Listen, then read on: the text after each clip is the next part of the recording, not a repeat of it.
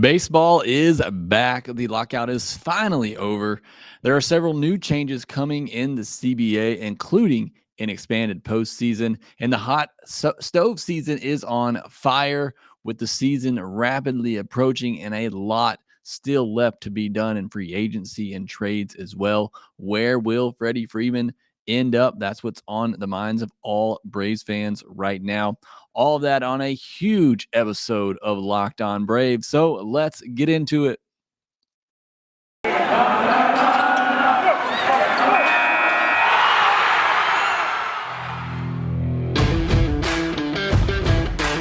Hey, this is Stacey Gotsoulias, DC Lundberg, Ryan Finkelstein, Taylor Blake Ward, host of Locked On Yankees, Locked On Mariners, Locked On Mets, Locked On Angels, and you're listening to Locked On Braves. Locked On Braves, Locked On Braves, part of the Locked On Podcast Network.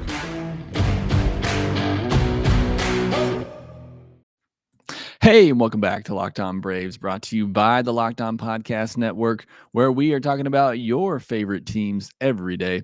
I am your host, Jake Mastriani. You can follow me on Twitter at shortstopball. Check out my bio there to see everywhere I am covering the game of baseball, including the Atlanta Braves over at tomahawktake.com. Also, make sure you follow the podcast on Twitter at LockedOn_Braves so that you can be part of the discussion. Make sure you subscribe to us wherever you get your podcast. Make sure you subscribe to us on YouTube as well. Really do appreciate the support. And thanks for making Locked On Braves your first listen each and every day. With the lockout ending, we'll be back to posting episodes daily, 5 days a week, and we are free and available on all platforms. And yes, baseball is back. The lockout is over. The two sides finally came to an agreement on Thursday afternoon, and baseball is back. I couldn't be more excited. Ran around the house screaming like a little schoolgirl after I heard the announcement, and the two sides finally agreed on something.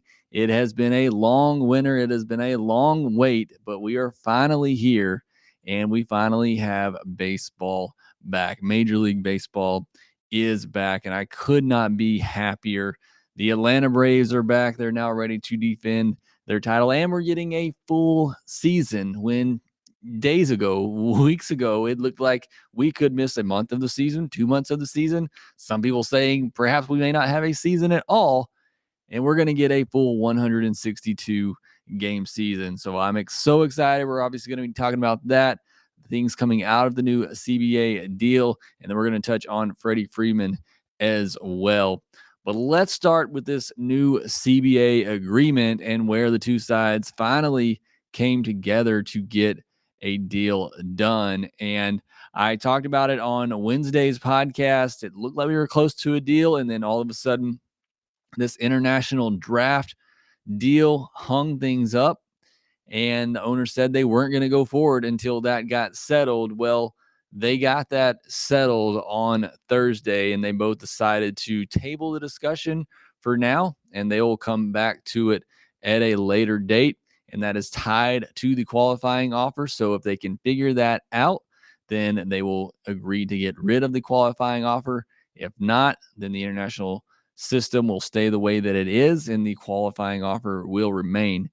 I'm going to go out on a limb and say they will figure this out, because that qualifying offer is a huge deal for free agents. Even though it's only 10 free agents that it really affects, it's still a pretty big deal for them. And as I said the other day, an international draft needs to happen. I think that's best for the game of baseball. So hopefully they get that figured out.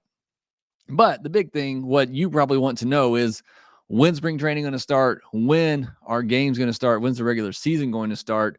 The mandatory report date is Sunday, March 13th. So this weekend, spring training games likely to begin around March 18th. That hasn't become official yet, but it is official that opening day, the new opening day, will be April the 7th, which means the Atlanta Braves will finally get to start a season at home. I think it's been since 2018, and it's only fitting that the defending World Series champions get to start the season at home, and they will be part of the first day of games. It's not everybody will be playing on that April 7th date, which is a Thursday, I believe. So the Atlanta Braves will be back when baseball returns. Be playing the Cincinnati Reds at home. I'm sure that's going to be a fantastic day there at Truist Park, celebrating that World Series win. So those are your dates. That's when baseball is coming back. They are going to make up those first 2 series. So the Braves have 4 games against the Marlins to make up and 2 games against the Mets. They've extended the season by 3 days to build in for those extra games, to get those extra games in order to get a full 162. So I applaud both sides for getting this done, for not just completely ruining the game of baseball and missing games. It went on a lot further than I would like for it to have gone, but here we are.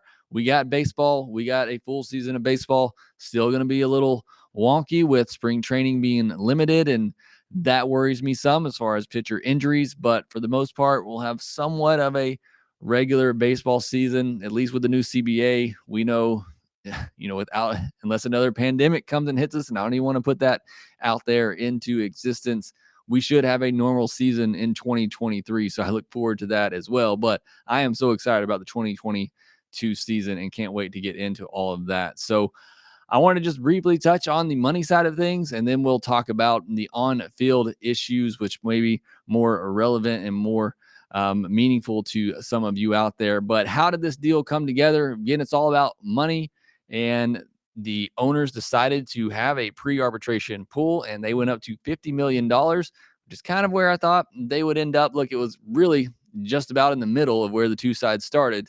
We've been saying all along, just meet in the middle on these things and get it done. And they ultimately did, with the owners going to $50 million in the pre-arb pool. The minimum salary went up to $700,000 as the minimum salary increasing by $20 million each year over 5 years. That is huge for young players, and that is certainly great to see, that minimum salary getting raised. The collective balance tax threshold will start at $230 million, working its way up to $244 million over the 5 years. I've said multiple times, I don't understand the big deal there, but it is a big deal for players. And there is also a third level surcharge tax with that the owners put in, that they are calling the Steve Cohen tax, because many believe he's just going to blow by these thresholds. And it is a pretty significant tax, or will be a pretty significant tax. So the owners did get that in there. But I thought this was a great deal for the players. I think it took care of what should have been their biggest issue. I think was their biggest issue is getting younger players paid, and you're going to get that with the pre-arb pool. You got the minimum salary raised significantly, biggest increase we've ever seen from one CBA to another. So they certainly got those goals accomplished. One thing interesting to note here is that there is an 8-person subcommittee on the players union, and they all voted against this proposal. But because of their bylaws, they can be outvoted by the majority of the teams by 2/3 vote. And it was a resounding 26-4 vote to approve this proposal from the players themselves. So that was very telling, and there may be some arguments amongst the players as far as how that subcommittee goes. But one thing to note there is that a lot of people on the subcommittee, they are rich players. They are the players that are getting paid. And somebody made a great point on MLB Network, and I apologize, I don't remember who it was, but that subcommittee probably needs to be changed up a little bit, where it is considered consistent with all the players out there and the range of players out there, whether that be Latin players, whether that be young players who are going through the arbitration process, or not making $43 million like Max Scherzer is. I mean, that subcommittee needs to have a wide range of players and not just be the rich players who can continue to delay these negotiations, continue to fight because they have the money. And I have to imagine that the young players looked at this deal and said, hey,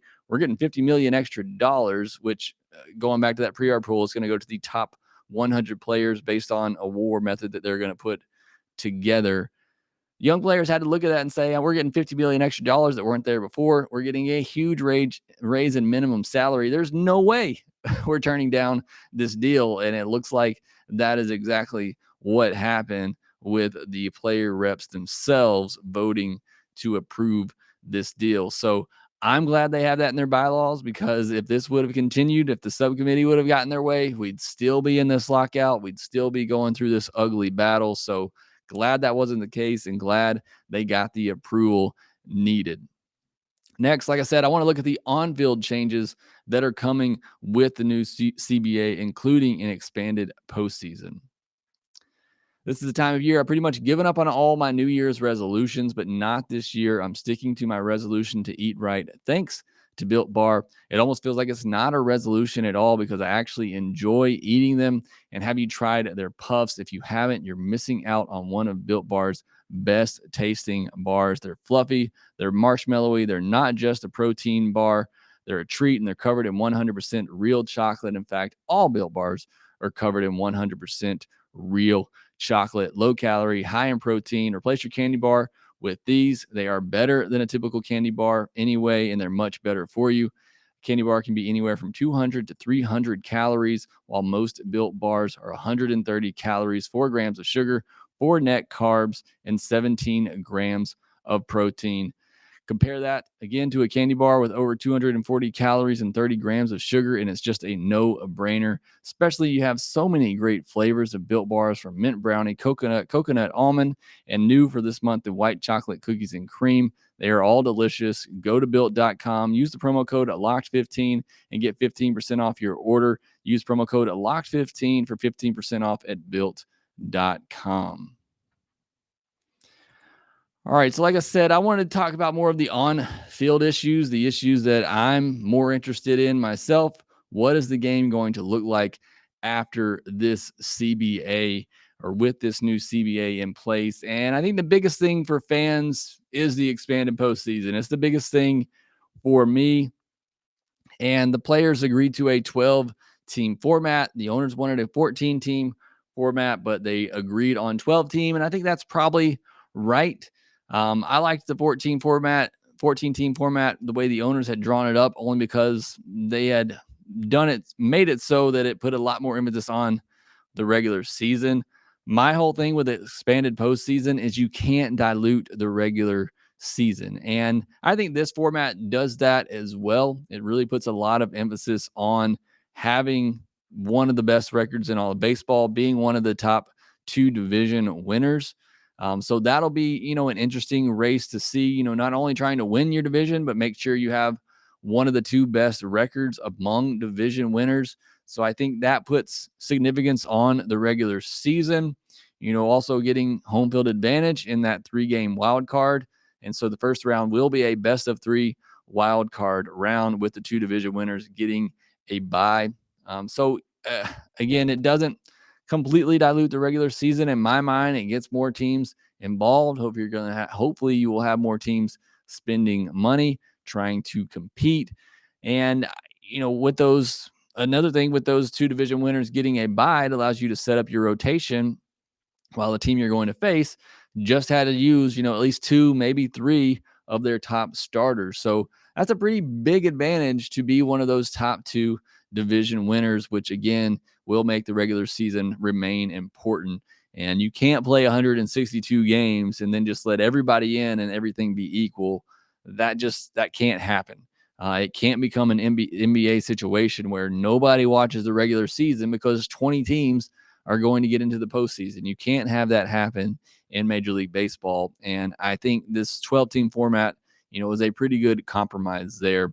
One thing out of this, there's no more game 163 tiebreakers. Tiebreakers will now be determined by head-to-head, and then it'll go so on and so on, sort of like they have in the NFL. So no more game 163s, no more 1-game wild card, which they are exciting. I love them, more so the game 163s, but you got to do away with those when you're introducing a wild card round.